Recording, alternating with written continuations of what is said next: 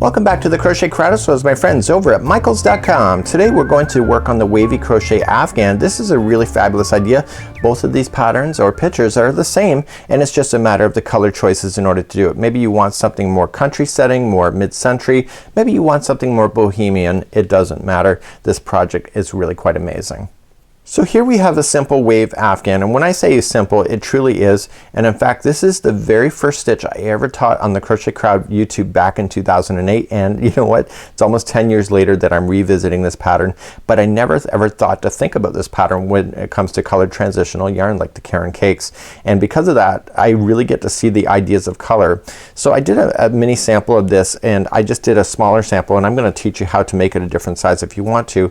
But you can see that when you do a smaller size, that it doesn't change colors as quickly as you see here. So the length of your project in the distance matters on how fast it will change in order to give it the looks that you see here. So it's a really kind of a neat idea. It's a repeat pattern of 4 different rows that make it really quite fabulous. I know when I learned this as a kid, I was like so blown away with it because I thought it was so complicated, but now that I'm like 30 years into the crochet, I realize that I can almost do this in my sleep.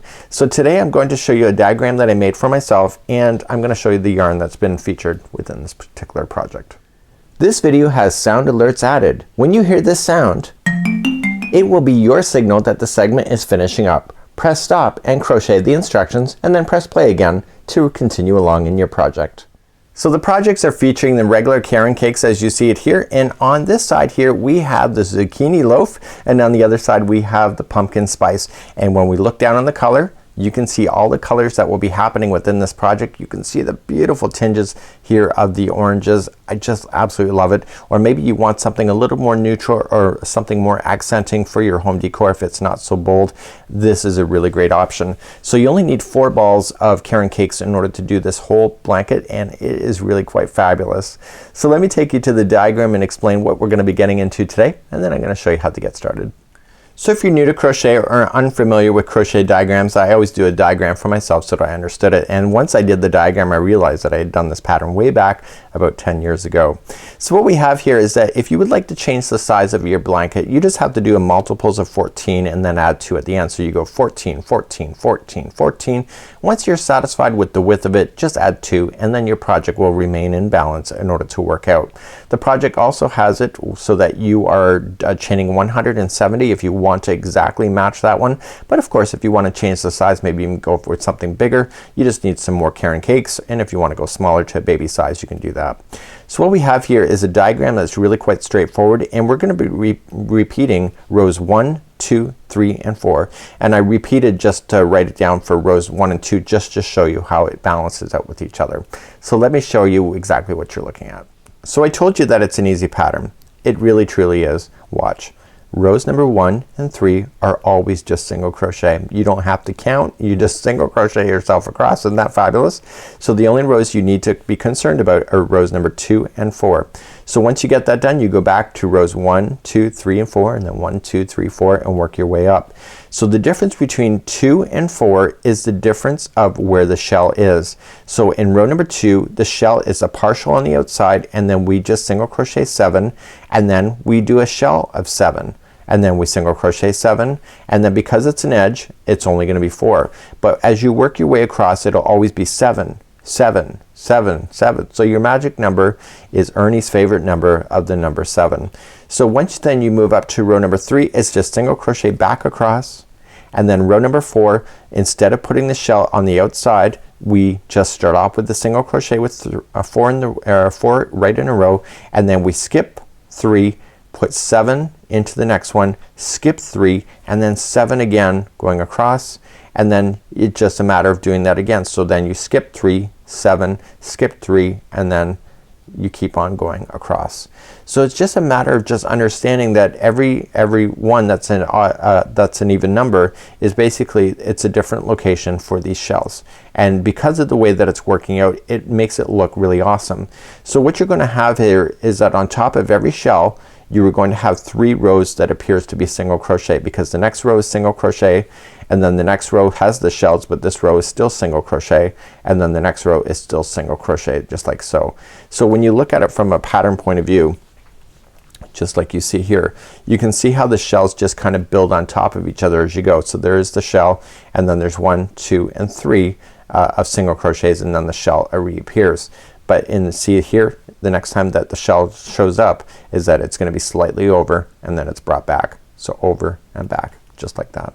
Okay, so you ready to go? So you're gonna need a 5mm size H crochet hook in order to play today. You're going to need your Caron Cakes yarn if you wish to play with that yarn as well. You'll need 4 balls in order to do this particular pattern, and we're gonna start off with a slip knot.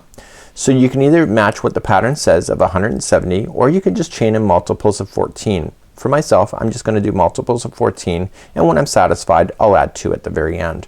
So I just yarning over, pulling through. So 1, 2, 3, 4, 5, 6, 7, 8, 9, 10, 11, 12, 13, and 14. So there is one multiple of 14 right there. So you can decide for yourself, is it big enough, yes or no? If not, do it again. So 1, 2, 3, 4, 5, 6, 7, 8, 9, 10, 11, 12, 13, and 14. So once you're satisfied with the length of it, you just have to add 2. So if you are doing 170, you can just do 170, but if you want to do multiples, that's exactly what you have to do. So in row number 1, we're gonna go second chain from the hook. So 1 and 2, count it back and just turn it over and get the back loop only of the chain, and I want you to single crochet yourself all the way across the chain. So just going into the next one, that's the back only, and single crochet, and the next one, and etc. So go all the way across your chain with just single crochet. So I'm coming up to the other side of the chain, and I'm going into my very last one with single crochet. So that was row number 1, and I'm gonna turn my work. So rows 1 and 3 are always just gonna be straight single crochet back and forth, back across. So let's go for row number 2. Row number 2 is a half shell to begin, and then we're gonna start establishing the spacing and then another shell. So to do that, we're gonna chain up 3. So 1, 2, 3, and that counts as a double crochet, and into the same one where you've done the join, I want you to put in 3 more double crochets. So with the chaining of 3 and these 3, that counts as 4 double crochets in the end. So now I want you to skip 3 stitches. So 1, 2, and 3, and now for the next 7 stitches in a row, single crochet. So let's count those out together. I just did 1 and 2, 3, 4, 5, 6, and 7. So once you have your 7 done, you're gonna skip the next 3, and then you're gonna put 7 trebles or doubles into the next one after that. So there's the 4th one away. So 1, 2, 3, and 4, 5, 6, and 7. So the repeat pattern all the way across is gonna be exactly the same. So you're gonna skip 3, and then the next 7 will be 7 single crochets in a row. So 1, 2, 3, 4, 5, 6, and 7. So then if you're continuing along, then you'll skip 3, and then the next one after that is gonna be 7 of these shells again, skip another 3, and then another 7 in a row. So once you come to the very end, you'll find that you'll end up with 4 stitches left. So you're gonna skip the next 3, and into the final one you're only going to put in 4 doubles because it's a half. So just do 4 double crochets right into the very end.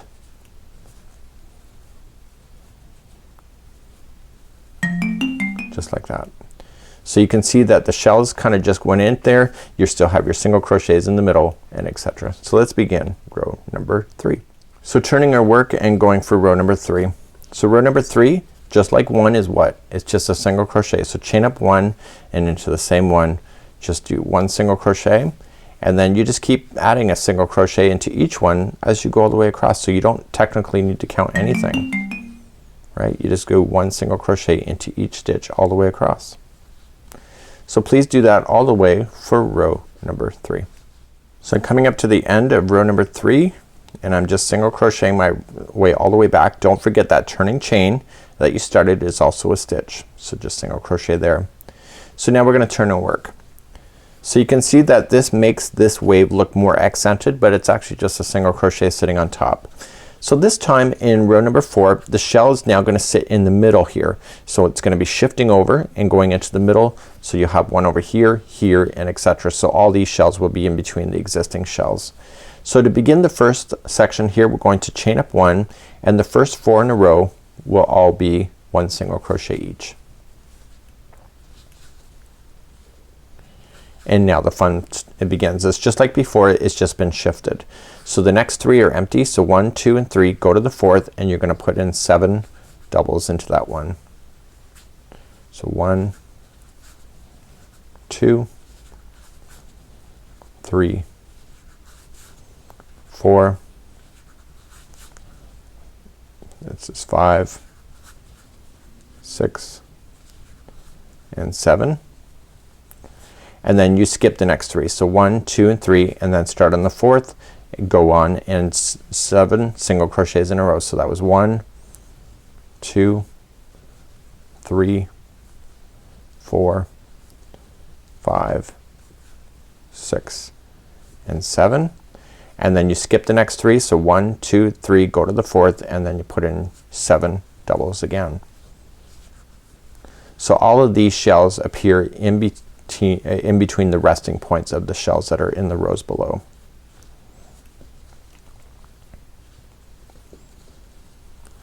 And you want to make sure you get 7 in there. So if your counts are ever wrong, and I did this on the sample too, is that one of these I did a 6 by accident. So you know, you just got to watch your counts a little bit. So skip the next 3. So 1, 2, and 3, and then the final 4, once you get all the way back across, will be just 1 single crochet each. So you just have to maintain the pattern as you're going all the way across, and that's what it looks like so far. So let's turn our work, and we're back to row number 1. So row number 1, 1 and 3 are the same. What are they? Single crochets, that's right. So just chain up 1 and 1 single crochet into each, going all the way across, and I'll show you how to do number 2 again and make sure that you got yourself off to the right start. There is no border for this particular afghan, so it's really quite an easy project once you understand how everything is working out. So I'll see you at the end of this, and we'll repeat doing row number 2 just to make sure you got it. So I've come all the way to the other side, and you're gonna see it over here. So you'll notice that this is the right side here, and you can tell by the shells to always be on the same side that you'll see the other side looks slightly different, and so the right side to me looks more desirable. That's probably why it's called the right side too. So let's repeat row number 2. So row number 2 was down here. You have the half a shell that you see, and how many single crochet rows are above? So 1, 2, and 3. Remember what I said here is that there's always like 3 single crochet rows in between things. So the shell's now gonna appear here, and so I can count it. So 1, 2, and 3 single crochets are here. So it's just a neat thing to look for if you want to. So to start row number 2 again, it's just chaining a 3 counts as a double crochet, and in the same one you're going to put in 3 more double crochets. So you're gonna do a half a shell on the outside there. So how many are you gonna skip? You're gonna skip 3. So 1, 2, and 3, and go to the 4th, and you're gonna single crochet 7 in a row. So that was 1, 2, 3, 4, 5, 6, and 7. And then how many are you gonna skip? It's gonna be 3. So 1, 2, and 3, and it's gonna be in the 4th. And if you follow it up, it looks like it's in the middle too. So that's a good indication that we're right. So there's gonna be 7 double crochets in a row, and the 4th one away.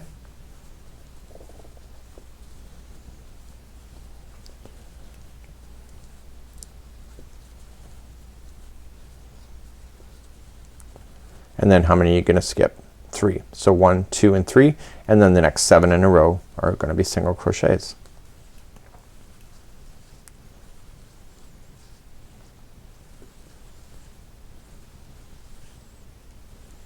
Okay, and so you just continue that same idea going all the way across, and then when you get to the edge you're gonna skip 4 or skip 3. So 1, 2, and 3, and the final stitch is gonna be a half a shell. So there'll only be 4 doubles into that one there in order to bring it back in balance. Just like that. So it's a really neat pattern in order to play with. Let me just back out the camera a little bit, and you can see that the shells really kind of produce a really neat idea. And with your Caron cake yarn that you're going to be playing with, you can see that the colors would transition on its own, and just like you see here, and it's really quite awesome. And it depends on the color that you want to choose as well.